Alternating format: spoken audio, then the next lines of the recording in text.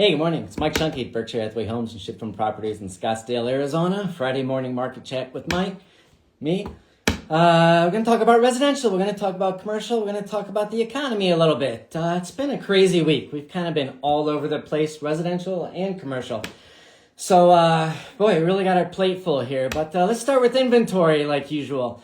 Up a little bit. We keep talking about inventory increasing. It is increasing. We're starting to see that, or we are seeing that increase. But remember, during 2008, we had 57,000 homes for sale, single-family detached homes. That's where we talk single-family detached because that's a more stable number, especially with all the multifamily building around now. That counts as a door, counts as a housing number. So we look at single-family detached homes. We're about 1,728 in Scottsdale. It's just up 20. So that number is starting to level off, the rise in inventory. We're still at 3.5 months absorption rate. So we have 3.5 months of inventory. That needs to be about 6%. So we're working towards a sustainable, normal market here. And things are happening. There's a lot of hesitation. And what we're doing is a lot of educating buyers and sellers. Sellers all want those 2021 numbers, and buyers all want the 2008 numbers. 2008, prices dropped 20%. So let's think about that. $1 million home. If that $1 million home today, if that price drops 20%, it only goes to $800,000. And at 6.5%, 7% mortgage, saves you just over $100 a month. So if $100 a month is going to break you on the buy side, you shouldn't be buying that level anyway. And that's kind of what I'm finding. We hear about affordability issues with first-time home buyers. I think they're just not liking what they see. They see the Instagram, the pretty house castles. We've really come into a funny world where everybody thinks everybody's glamorous in their cars and houses. And I think first-time home buyers just don't like what they can afford at that level. So there's properties out there. We're listing one next week about $400,000. It's an investment property, but it's a $400,000 house in Phoenix. It's super cool. It's nice. We've got a couple 700,000s.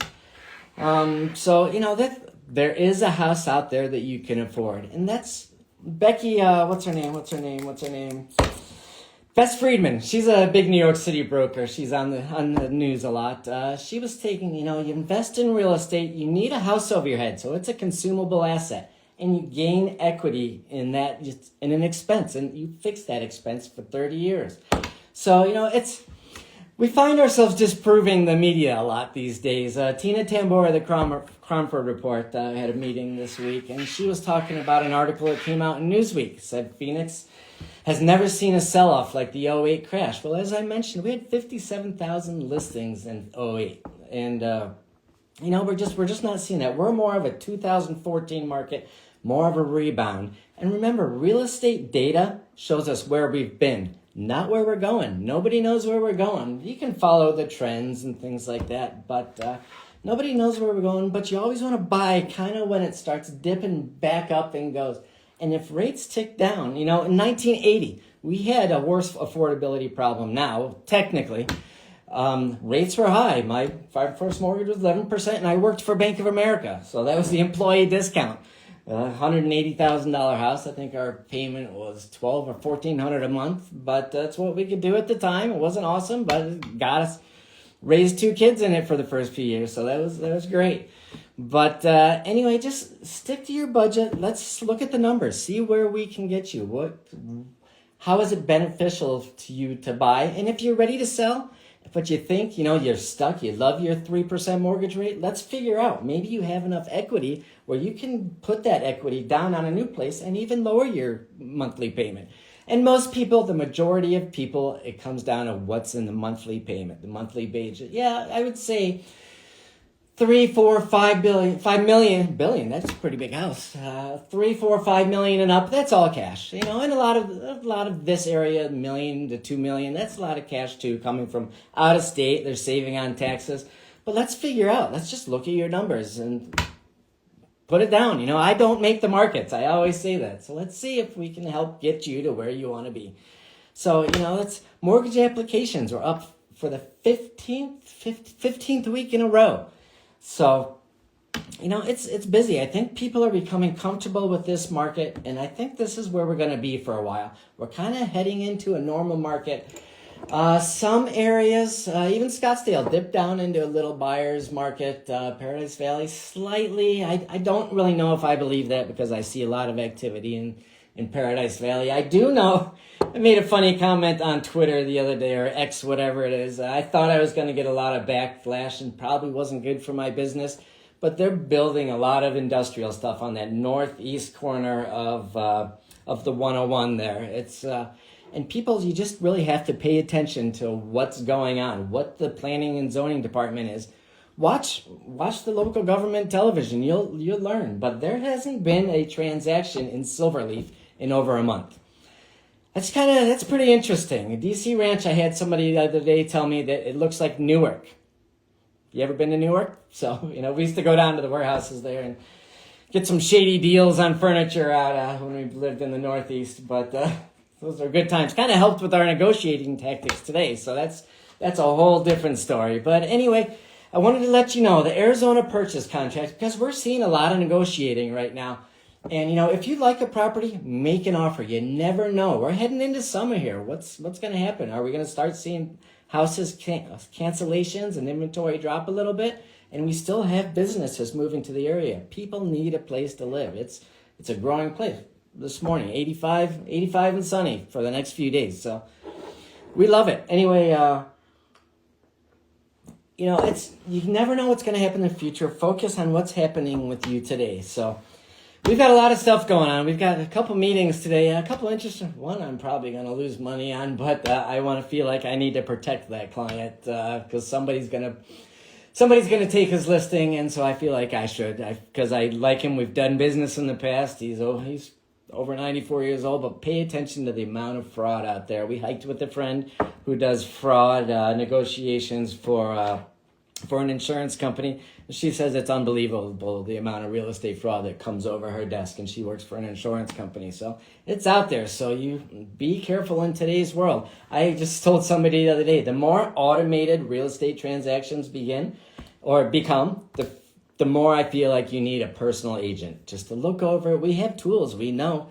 And back in the banking world, there's a thing, it's kind of know who you're doing business with, and you just Google somebody's name. Google my name, see what comes up. And, know who you're doing business with. And because there's a lot of fraud out there, and they're pretty good at it right now. We like to be authentic. That's why we do these live.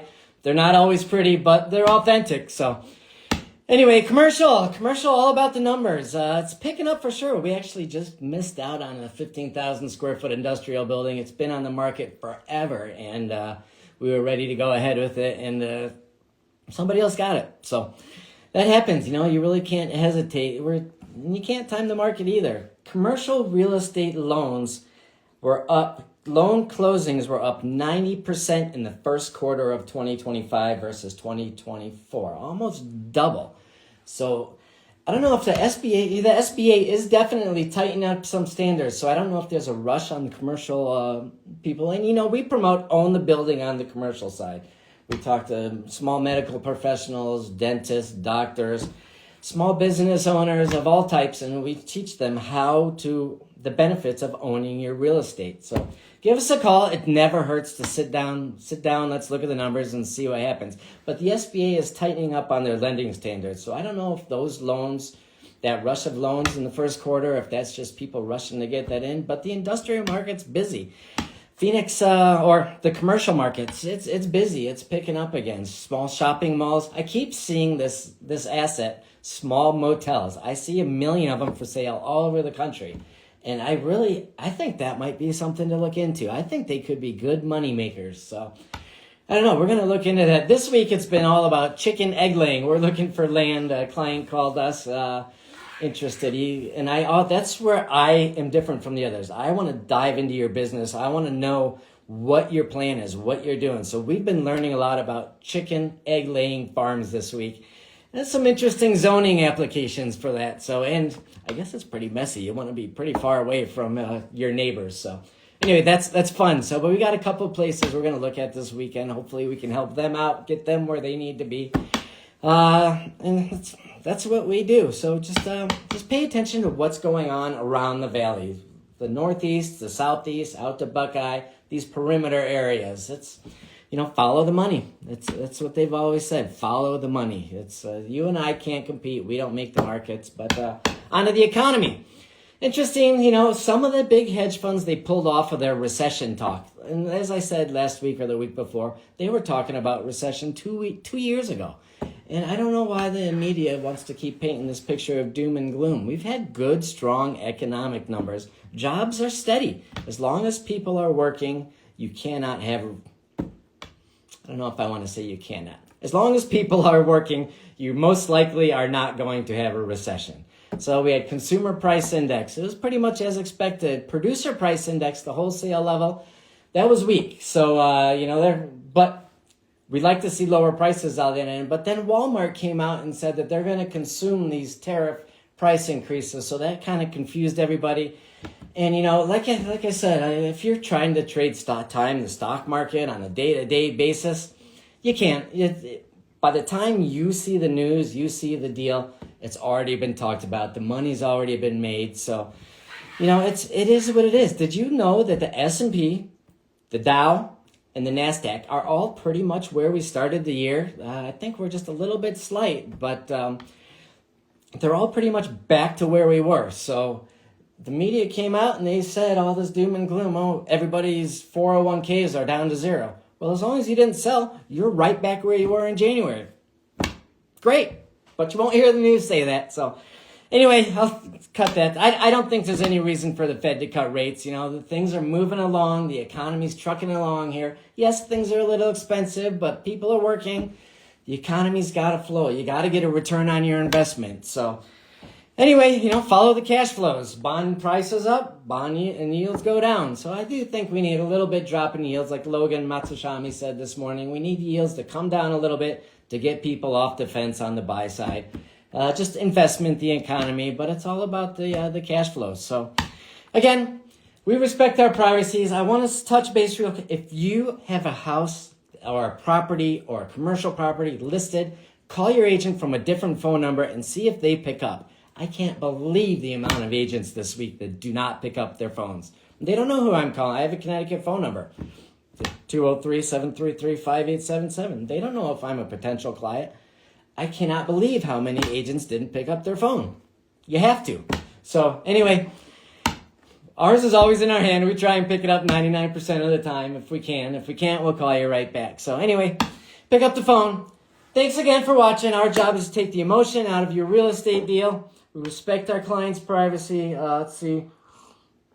We have a lot going on today, a lot of running around. We've got some properties that are coming to the market pretty soon, land, commercial, and residential. So, and remember, real quick, I know we're getting long here. Asking price is just that. It's just an asking price. Sellers can ask whatever they want. Let's figure out what the property's worth and let's make an offer. There's a couple I know, big number houses.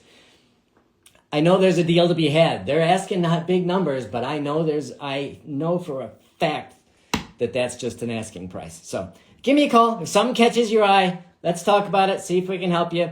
Facilitate, educate, and advise residential, commercial, land, and investment properties. Thanks for watching. Appreciate it. Have a great weekend, and we'll talk to you soon.